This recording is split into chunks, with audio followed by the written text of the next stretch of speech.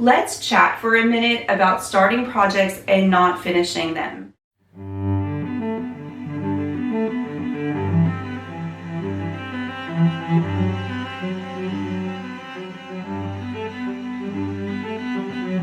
Y'all, this is a judgment-free zone, and I am here to tell you that I am the worst offender of them all.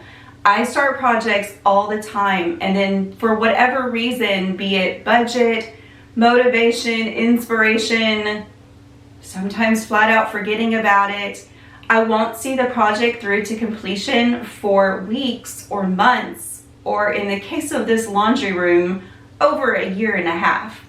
So I'm hoping over the course of the next couple of weeks to finally check this room off of my to-do list and turn our laundry room into a beautiful, cozy cottage space. So last year, before I started the YouTube channel, my husband and I started this project.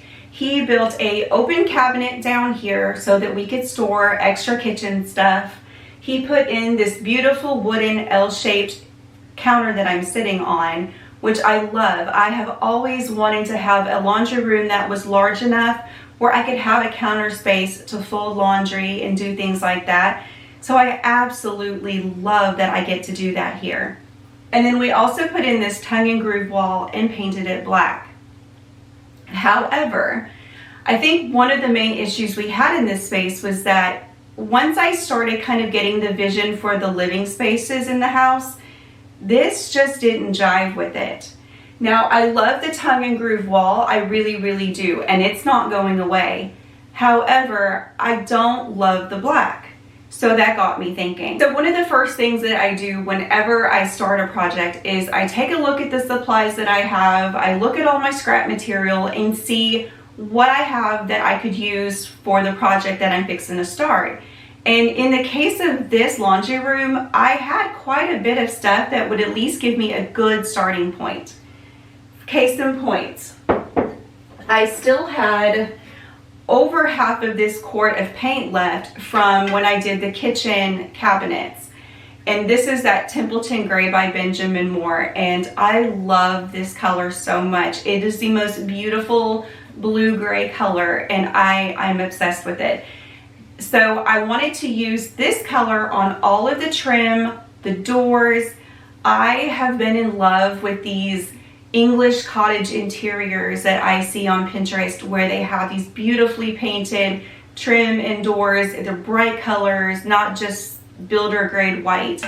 And I have been wanting to do that in some space in our home, and honestly, just been a little scared. It feels like a big leap to do something so bold. But this is a space that I feel like it would be a good testing point for it. And I'm so glad I did, y'all. I'm staring at a completed wall in front of me, and it's beautiful. I love it so much, to the point now where I'm like, maybe I could do it somewhere else in the house too. It just makes such a statement and adds so much character.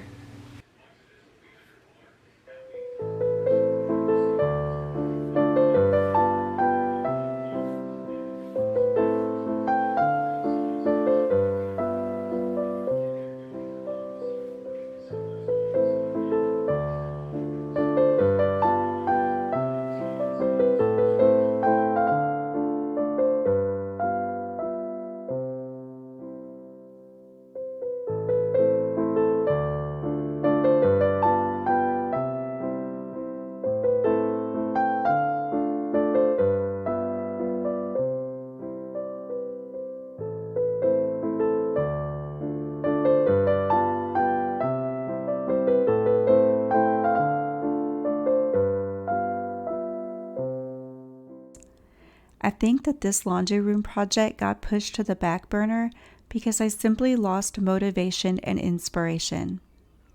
Although the bones of what we had done, the cabinet, the countertop, and the tongue and groove wall, were all beautiful, and I'm so glad that we put them in, some of the colors that I had chosen were throwing me off, and I just didn't know what to do next.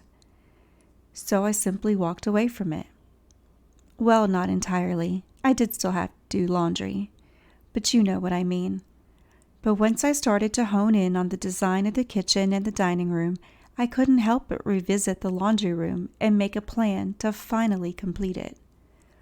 Whenever I start a new project, or in this case, pick a project back up after a year and a half, I always try to take stock of my supplies and scraps and see what, if anything, can be used before I buy anything new.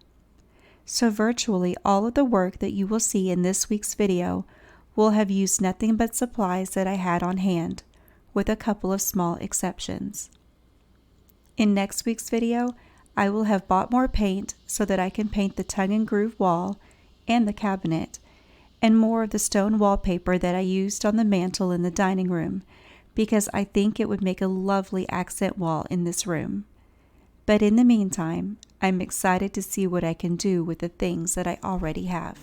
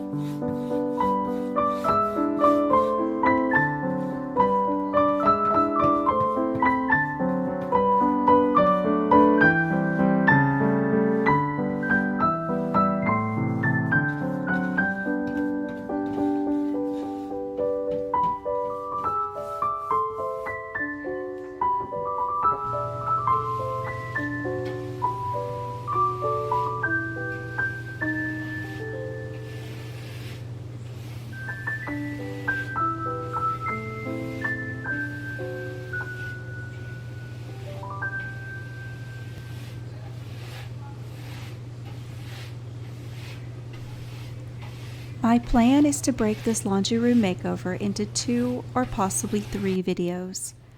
I have several smaller projects that I want to do in here, one of which is trimming out the window, and I have a few new thrifted treasures for this space that I can't wait to share with you as well. I think that it will all come down to how much I can get accomplished next week, and if I add any additional projects to my list. I don't want to rush things, and I want to do a quality job, because after all, that's what's really going to count. I take a lot of pride in the projects that I do around our home, and my goal is always to make changes and additions to the home that feel like they could have always been there. I never want anything to stick out like a sore thumb. So I will do my best to wrap this up next week, but thought that I would give you all a heads up just in case I need one additional week.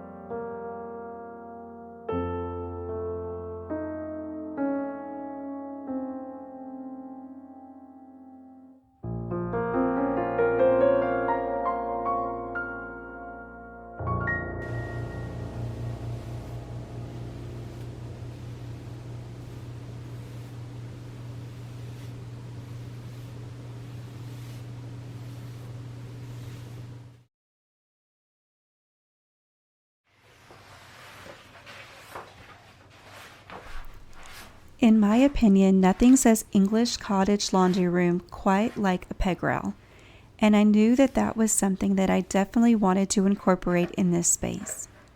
My dilemma was where to put it. We have a wood broom and a dustpan with a hand broom that I would like to be able to hang, so it will certainly be functional as well as beautiful wherever I decided to put it. I had this leftover beadboard wallpaper from the pantry project, and I had just enough of it to cover this little stretch of wall between the doors. I will also be using a scrap piece of 1x6 in decorative trim that was left over from the kitchen window project to serve as a rail and place for the pegs to be attached. The pegs are one of the 2 small purchases that I made for the project this week. They cost $1.99 plus tax for a bag of them at Hobby Lobby. I love that all of these leftover materials will create such a beautifully charming and functional corner in this laundry room.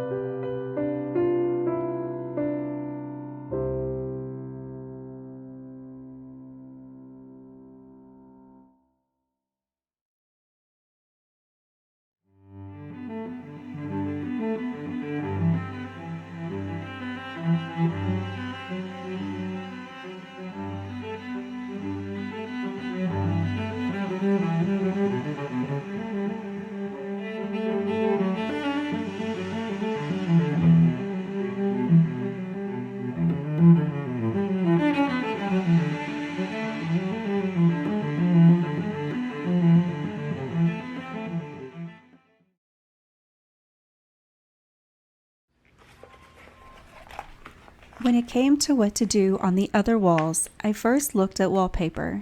But since I'm trying to keep my expenses, especially this week, to a bare minimum for this project, I had to start thinking creatively.